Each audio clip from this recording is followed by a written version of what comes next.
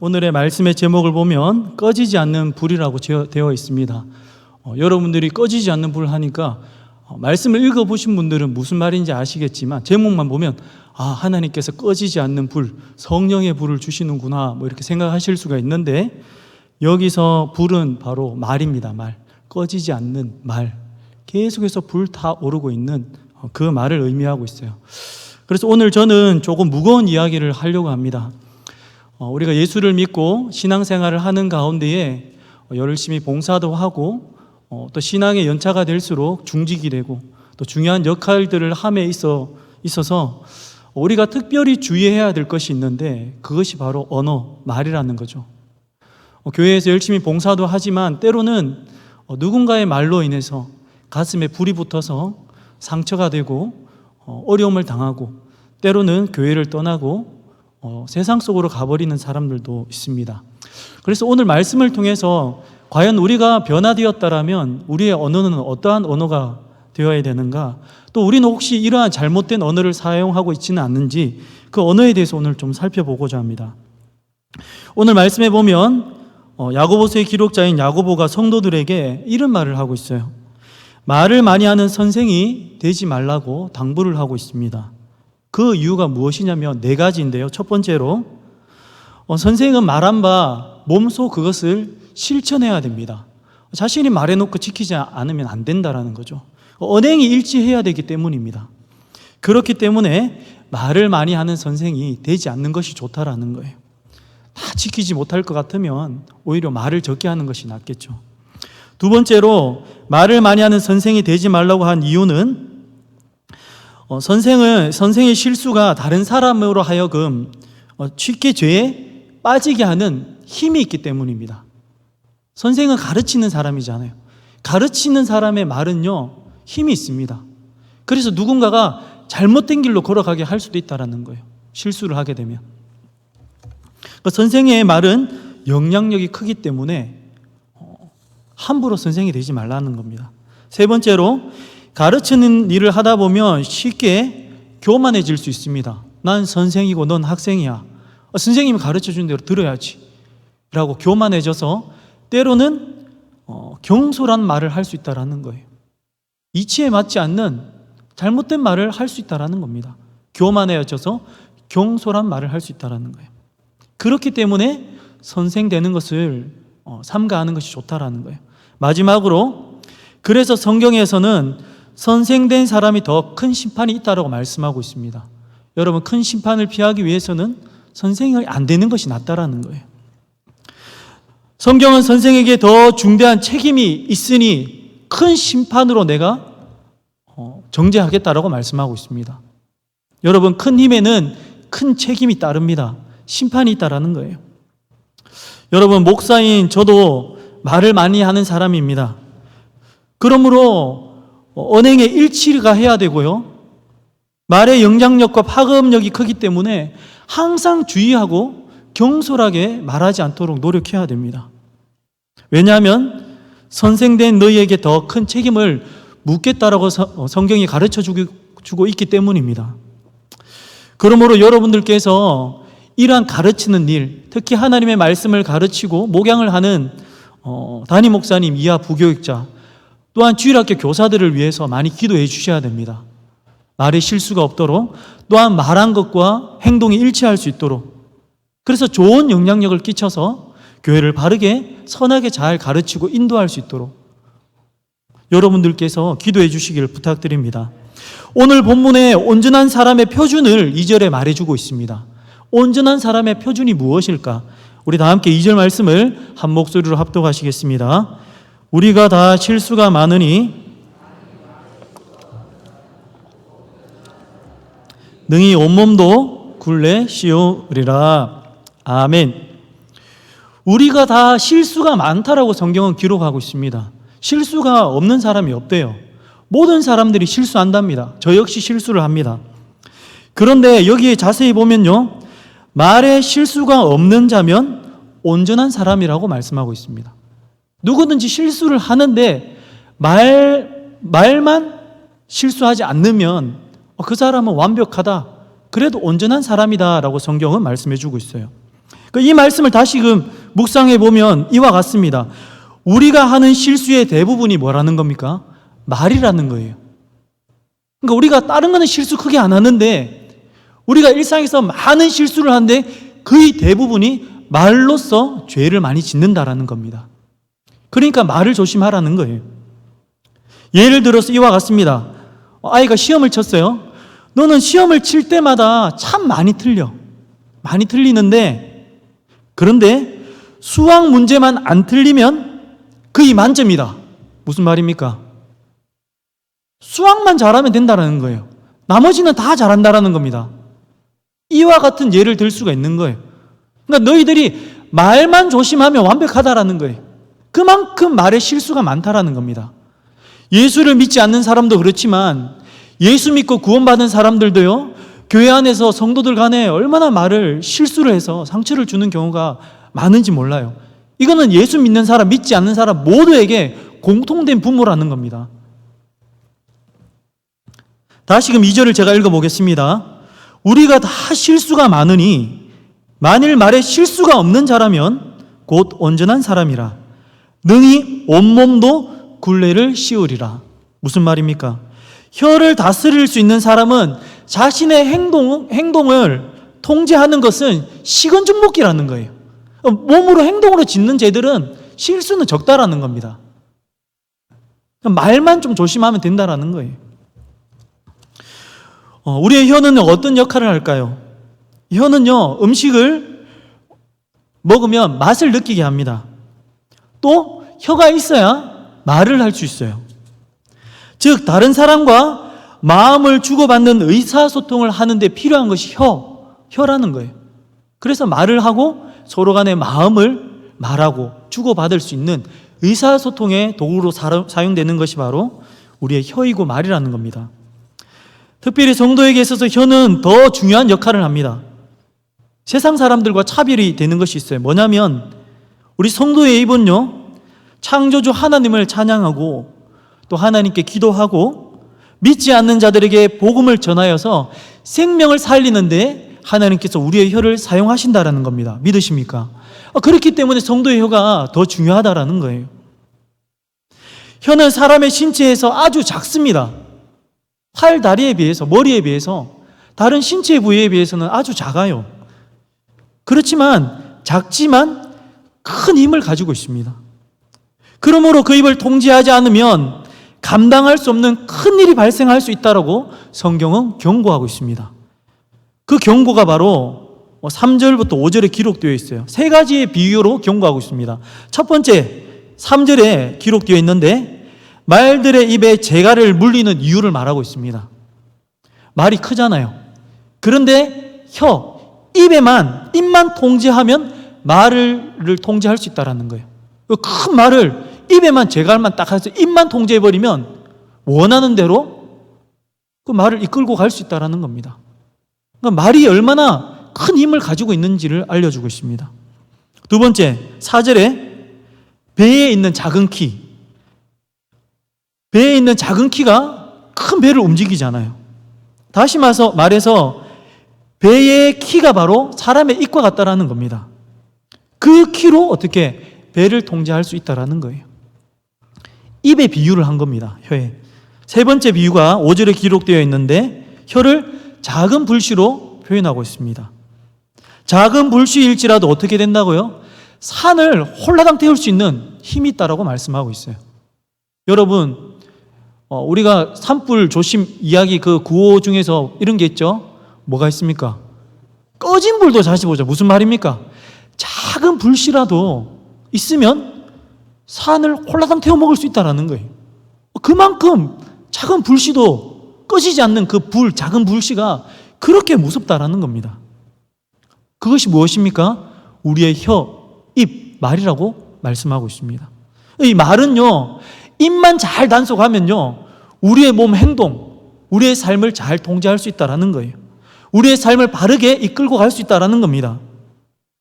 우리의 삶을 더 은혜롭게 이끌고 갈 수 있다는 거예요. 그런데 혀를, 말을 통제하지 못하면요, 한순간에 나의 삶이 그냥 공두박질 칠 수가 있고요, 인생이 엉뚱한 대로 멸망의 길로 갈 수도 있다는 겁니다. 그래서 8절에는 이렇게 말하고 있습니다. 우리의 말을 쉬지 않는 악이요 죽이는 독이 가득한 것이라고 말씀하고 있어요. 여러분, 우리의 이게 얼마나 무서운지 몰라요. 우리 6절 말씀을 다 같이 한 목소리로 합독하시겠습니다. 혀는 곧 불이요 불의의 세계라.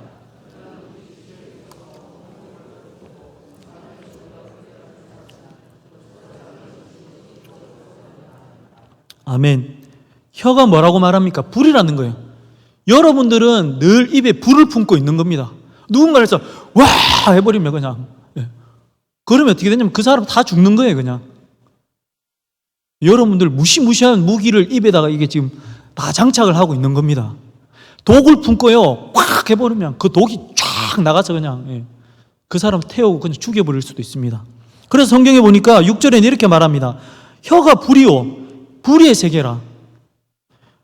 우리 지체 중에서 온몸을 더럽히고 삶의 수레의 발길을 불사른다.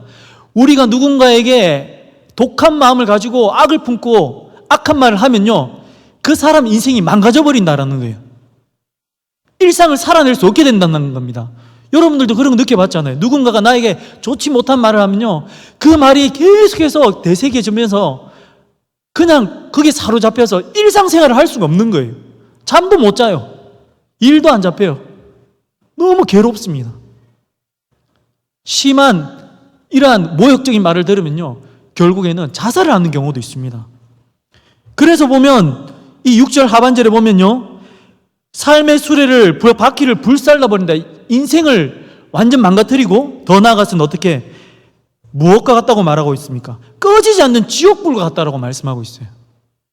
독을 품고 말을 해서 그 사람에게 그 불똥이 튀는 순간 산이 홀라당 타듯이 그 사람의 마음속에서 그 사람이 죽을 때까지 그것이 꺼지지 않게 타오를 수도 있는 말을 우리가 뱉을 수 있다는 거예요.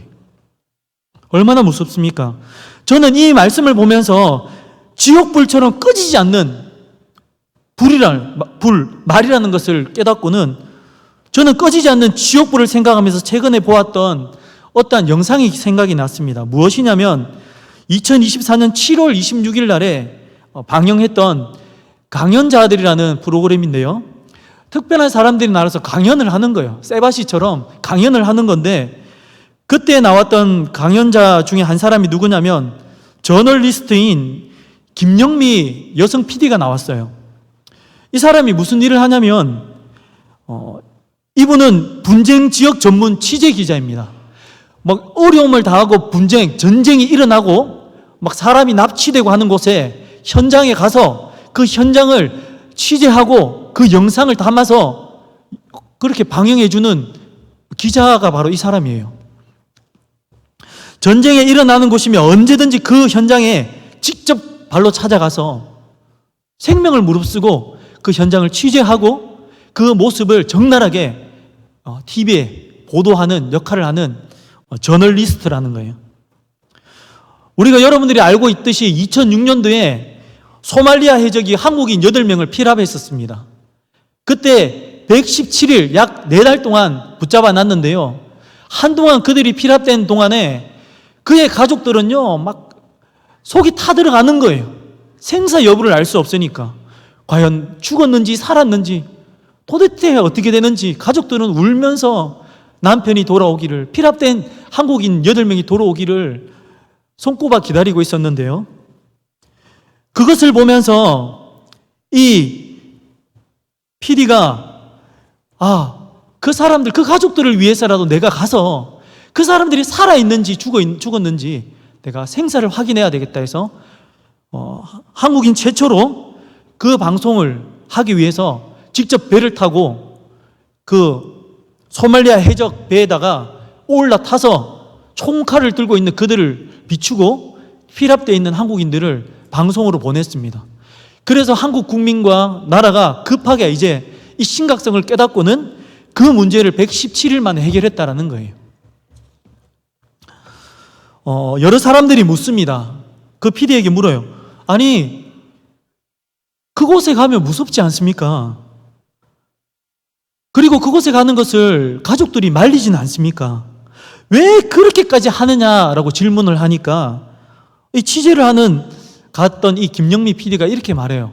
저는 취재를 하러 갈 때 가족들한테 말하지 않고 비밀로 갑니다. 왜냐하면 말하는 순간 말릴 거기 때문에. 그래서 방송을 보고 가족들이 알게 된다라는 거예요. 우리 아내가, 우리 엄마가 저기 소말리아에 가 있구나. 어디에 가 있구나. 그제서야 보고 깜짝 놀란다라는 거예요. 왜? 뜯어 말리니까. 왜 그렇게까지 하냐고. 뜯어 말리니까. 그래서 말하지 않고 간다라는 거예요. 그것을 20년 동안 했대요. 그런데 왜 그렇게까지 하느냐의 질문에 자기도 무섭지만 이렇게까지 하는 이유는 누군가가 이 일을 해야 되기 때문에 자신이 한다라고 고백했습니다. 이 사람, 피랍되어 있는 사람들도 누군가의 가족이고 누군가는 걱정하면서 기다리고 있는데 그들의 소식을 알려줄 수 있는 누군가 갈 사람이 없으니 누군가는 가야 되니까 내가 가야 되겠다. 그래서 지금까지 하고 있다라는 거예요. 20년 동안. 그의 투철한 사명감을 보면서 참 도전이 되었어요. 마치 선교사 같았습니다. 복음을 전하기 위해서 생명을 걸고 누군가는 해야 되니까 생명 걸고 가는 거예요. 그 가족들에게 굿뉴스, 좋은 뉴스, 복음이 뭡니까? 굿뉴스잖아요. 좋은 소식을 전해주기 위해서 생명 걸고 가는 거예요. 그녀는 이곳뿐만 아니라 러시아와 전쟁 중인 지금 우크라이나에 직접 가서 취재도 했습니다. 그리고 그곳에 가서 너무나 참담한 전쟁의 모습을 보게 되었다고 고백했습니다. 폭탄에 맞아 폐허가 된 마을과 사람들이 폭탄에 맞아서 팔다리가 떨어져 나가 있고 그리고 여기저기에 시체들이 널브러져 있는 시체들을 보았다라는 거예요. 그것이 영상에서 나왔습니다. 계속해서 울려 퍼지는 총소리와 폭탄 소리와 경보음들, 사람들은 무서워서 집 안으로 뛰쳐들어가고 창문을 닫고 문을 닫는 그러한 모습들, 자신 역시 그곳에서 그러한 트라우마를 겪어서 한국에 들어오고 나서도 자기도 모르게 문을 닫고 창문을 닫고 커튼을 친대요.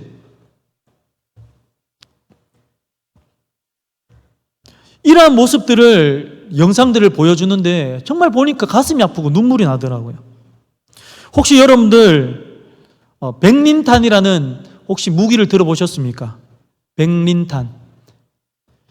러시아가 우크라이나 전쟁 때에 이 무기를 사용한 것 같다라고 이 김영미 PD가 의문을 제기했습니다. 이 백린탄이 뭐냐면 하늘에서 이 폭탄이 터지면요 마치 불꽃놀이를 하는 것처럼 불꽃들이 쪼르르르 하늘에서 막 이렇게 떨어지는 거예요. 불꽃놀이처럼. 그러면 바깥에 있던 아이들이요, 와 이게 뭐지? 반짝반짝 뭐가 하늘에서 내려오네 보고 있다가 그 불꽃이 손이나 얼굴이나 몸에 붙는 순간 타들어가기 시작하는 거예요. 이 무기의 이름이 뭐냐면 백린탄인데 꺼지지 않는 불이라는 거예요. 한번 붙으면요 아무리 때려도 떼지지도 않고 꺼지지도 않는 거예요. 살이 녹아서 들어가는 겁니다. 얼굴에 붙으면 얼굴이 녹아내리고요, 몸에 붙으면 모든 장기가 녹아내려서 타들어가는 거예요. 그리고는 몸이 다 탈 때까지 꺼지지 않는 겁니다. 치료도 안 되는 거예요. 그렇게 화상을 입고 몸이 다 타서 죽게 만드는 꺼지지 않는 지옥불과 같은 금지된 무기가 바로 이 백린탄이라는 겁니다. 이 무기를 사용한 것 같다라고 영상을 보여주는데 그것에 맞아서 몸이 다 녹아내리는 영상을 보았습니다. 너무나 끔찍했어요. 저는 그것을 보면서 오늘 말씀이 생각났습니다. 꺼지지 않는 불, 지옥불. 그것이 붙는 순간 어떻게 되냐면 계속해서 그 사람을 타들어가게 만드는 거예요. 어떻게 됩니까? 그 지옥불과 같은 꺼지지 않는 불이 누군가에게 딱 붙는 순간 그 말이 지워지지가 않는 거죠. 여러분들 어렸을 때 들었던 그 상처가 됐던 말들 아직도 꺼지지 않고 혹시 기억되는 것이 있지 않습니까? 그리고는 계속해서 타들어가는 거예요. 그리고 나의 간담을 녹이고 일상생활을 수레바퀴를 무너뜨려 버리고 잠을 자지 못하게 하고 나의 삶이 무너지고 때로는 괴로워서 선택하지 말아야 될 극단적인 선택을 하게 만들어버린다라는 거예요. 여러분, 이게 지옥불 아닙니까? 꺼지지 않는 불 아니에요? 이 백린탄과 같은 것이 성경에 이미 기록되어 있었다라는 거예요. 너희들이 악독한 마음으로 뱉은 그 말이 누군가에게 이 백린탄과 같이 꺼지지 않는 불이 될 수 있다라고 경고하고 있는 것입니다. 그래서 5절과 6절에 말씀하고 있어요. 이와 같이 혀도 작은 지체로 돼 큰 것을 자랑하도다. 보라, 얼마나 작은 불이 얼마나 많은 나무를 태우는가. 혀는 곧 불이요 불의의 세계라. 혀는 우리 지체 중에서 온몸을 더럽히고 삶의 수레를 바퀴를 불사르나니 그 사르는 것이 지옥불에서 나느니라. 지옥불이 뭡니까? 꺼지지 않는 불 아닙니까? 계속해서 타는 거예요. 혹시 여러분들의 마음속에 아직도 꺼지지 않는 그 불이 있습니까? 내가 아주 어렸을 때 들었던 그 말이 상처가 되어 아직도 내 마음에 꺼지지 않는 불로 남아있다면 여러분 오늘 밤에 하나님 앞에 기도하셔서 하나님께서 꺼주십시오라고 기도하시기 바랍니다. 우리가 끌 수 없어요. 하나님이 꺼주셔야 될 줄 믿습니다. 그리고 여러분들, 우리 모두가 이러한 무기를 가지고 있기 때문에 이 금지된 무기를 사용하지 않아야 된다는 거예요. 여러분들, 그런 무기를 사용하지 않도록 하나님 앞에 내 입술을 제어해 달라고 기도하시길 바랍니다. 그렇다면 성경에서 금지된 이 무기와 같이 꺼지지 않는 불과 같은 말은 무엇일까요? 여러 가지가 있는데 시간이 많이 없기 때문에 제가 간략하게 설명하도록 하겠습니다. 제가 이 언어에 대해서 좀 하기 위해서 책 10권을 샀는데 그 중에서 한 가지 책이 있는데 험담, 그 일상의 언어라는 책에서 몇 가지를 발췌했는데요. 짧게 설명하도록 하겠습니다. 험담과 모함, 비극을 가져오는 사촌이라고 기록되어 있었습니다. 험담과 모함이 다른 어떤 영적인 질병보다 더 많이 관계를 파괴하고 교회를 분열시킨다. 험담이 일상에서 잡담을 나누다가 경솔하게 나오는 말이라는 점에서 모함과 다르다라는 거예요. 모함은 의도적이고 계획적으로 하는 말이라면 이 험담은요, 그냥 아무 생각 없이 경솔하게 이것저것 이야기하다 보니까 그냥 남의 그 험담을 하게 되는 말이 바로 험담이라는 거예요. 그리고 계획적으로 누군가를 모함하고 의도적으로 그 사람을 좀 뭔가 힘들게 만들기 위해서 하는 것이 바로 모함이라는 겁니다. 성경에서 말하는 험담은 관계를 무너뜨리고 가장 친한 친구조차 갈라지게 하는 것으로 설명하고 있습니다. 잠언 16장 28절에는 패역한 자는 다툼을 일으키고 말쟁이는 친한 벗을 이간질한다라고 말씀하고 있어요. 전도자는 자신에 대해 험담하는 말을 들었을 때 예민하게 반응하지 말라고 경고하고 있습니다. 왜냐하면 모든 사람들이 험담을 하기 때문에 너도 험담을 듣지만 너도 하지 않느냐. 그러니까 그 험담에 대해서 예민하게 반응하지 말라고 말씀하고 있어요. 전도서 7장 21절과 22절에 기록되어 있습니다. 또한 사람들이 하는 모든 말에 내 마음을 두지 말라.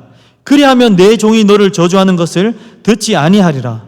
너도 가끔 사람을 저주하였다라는 것을 내 마음도 알고 있느니라. 저는 이 말씀을 읽으면서 너무나 충격적이었습니다. 꼭 하나님 내 마음을 아는 것 같았어요. 너도 가끔 사람을 저주하였다는 것을 네 마음도 알지 않느냐? 네도 하지 않느냐? 너도 한다. 모든 사람이 한다라는 거예요. 저도 이 말씀 앞에서 자유할 수가 없었습니다. 저도 듣기 싫지만 저도 한다라는 것을 느꼈어요. 그렇다면 모함이 무엇입니까? 고의적이고 의도적으로 누군가에 대한 악평을 퍼뜨리는 거예요. 그 사람의 흠집 내는 겁니다. 그 누가 잘합니까? 정치인들이 잘하잖아요. 그것이 맞건 틀리건 간에 흠집 내기를 해서 그 사람 자체를 흠집을 내서 그 사람 하는 말이 신뢰가 안 가게끔 하는 거예요. 정치적으로 이렇게 고의적으로 뭔가 이거를 의도적으로 사용하잖아요. 그런데 이러한 모함을 악의적 범죄의 계획으로 이렇게 해석할 수 있습니다. 이것은 태초의 사람 아담과 하와에게 사탄이 사용했던 방법입니다. 이러한 모함을 했다는 거예요. 창세기 3장 4절에서 5절에 이렇게 말씀하고 있어요. 너희가 결코 죽지 아니하리라. 너희가 그것을 먹는 날에는 너희 눈이 밝아져 하나님과 같이 되어 선악을 알 줄 하나님이 아심이니라. 사탄이 사실이 아닌 것을 사실인 것처럼 말했습니다. 하나님을 거짓말쟁이로 만들었어요. 하나님은 반드시 죽는다고 했지만 죽지 않아 라고 하나님을 모함하고 왜곡했습니다. 그리고 너희들도 하나님처럼 될 수 있는 방법이 있는데 하나님이 너희들에게 가르쳐주지 않았다. 못하겠다. 그러므로 하나님은 좋으신 분이 아니다 라고 모함을 한 겁니다. 여러분, 마귀를 영어로 데빌이라고 합니다. 이 데빌이라는 뜻은 위증자, 모함하는 자라는 뜻이에요. 그러니까 사탄은요, 계속해서 하나님을 왜곡시키고 모함해서 위증해서 야, 너희들이 알고 있는 그런 하나님 아니다 라고 우리를 속이는 거예요. 하나님을 믿지 못하게 하는 겁니다. 모함과 험담의 이면에 숨겨져 있는 것이 무엇이냐면 자기애와 자기 과시입니다. 그러니까 누군가를 험담하고 모함함으로써 나는 그렇지 않다라는 것을 은근히 보여주는 행동인 거예요. 자기를 사랑하고 나는 괜찮은 사람이다. 저 사람은 그럴지 몰라도 나는 괜찮다라는 표현이 바로 험담과 모함이라는 거예요. 그러면서 서로 하잖아요. 뭡니까? 니도 괜찮지만 나도 괜찮은 사람이다라는 거예요. 저 사람은 아니지만. 험담, 일상의 언어라는 책에 저자가 어렸을 때 이야기가 하나 있는데요. 자신의 고향교회에 유명했던 한 권사님이 있었답니다. 그런데 동네에 아주 부유했던 사업가가 있었다라는 거예요. 근데 소문이 났어요. 어떤 소문이? 그 사람과 불륜을 저질렀다. 그 권사님이, 신실한 권사님이 그 사업가랑 바람이 났대 라는 소식을 권사님 남편이 들은 겁니다. 헛소문인데 이 남편이 믿었던 거예요. 그래서 어떻게 되었냐면 결국 목숨을 끊었다라는 거예요. 너무나 충격받아서. 내가 믿었던 내 아내 교회에서 중직이고 권사인데 아니 어떻게 그렇게 불륜을 저지를 수가 있지. 근데 나중에는 사실이 아니라는 게 드러났어요. 근데 어떻게 하겠어요? 이미 누군가가 모함해서 죽음에 이르겠다는 거예요. 이렇게 모함이라는 것이 무서운 말이라는 겁니다. 모함은요, 하는 사람, 말하는 사람과 듣는 사람과 모함으로 거론된 대상 모두를 해롭게 하고 죽이게 하는 아주 무서운 것이 바로 모함이라는 말입니다. 꺼지지 않는 불과 같다라는 거예요. 그 외에 꺼지지 않는 불들이 있는데 설명만 잠깐 하고 마치겠습니다. 두 번째로 비난하는 말, 세 번째로 비아냥, 상대방을 낮추고 자신을 높이는 말이죠. 네 번째로 자랑과 아부, 자랑은 교만의 사촌입니다. 아부는 뭡니까? 상대방을 높여주면서 자신도 높이는 거예요. 해주면서 나도 좀 신경 좀 써주십시오 하는 게 아부 아닙니까? 좀 잘 봐달라고. 그리고 다섯 번째로 거짓말입니다. 꺼지지 않는 불. 성경에서 사탄을 거짓의 아비라고 말하고 있어요. 거짓말, 꺼지지 않는 불이죠. 여섯 번째로 화내는 말과 불평입니다. 화내는 말은 폭발하기도 하는 화내는 말, 팍 폭발해서 나오는 말이죠. 불평은 뭐냐면 마치 천천히 끓는 물과 같다라는 거예요. 불평을 이게 올라서 하기 시작하면요, 보글보글 끓듯이 불평은 계속 꼬리에 꼬리를 물면서 나오게 되어 있습니다. 꺼지지 않는 불과 같다라는 거예요. 일곱 번째로 욕설입니다. 더러운 말. 여덟 번째로 경솔한 말. 어떤 사람들은 이런 분들이 있어요. 나는 없는 말 안 만든다. 있는 말 그대로 한다. 라고 막 말을 해요, 그냥. 나는 있는 거 말하는 건데. 이 경솔한 말입니다. 필터가 없는 말이에요. 예수 속담에 이런 말이 있습니다. 입이 가벼우면 화를 부른다라는 말이 있어요. 성경에도 나오잖아요. 말이 많으면 실수가 많다. 그 말 아닙니까?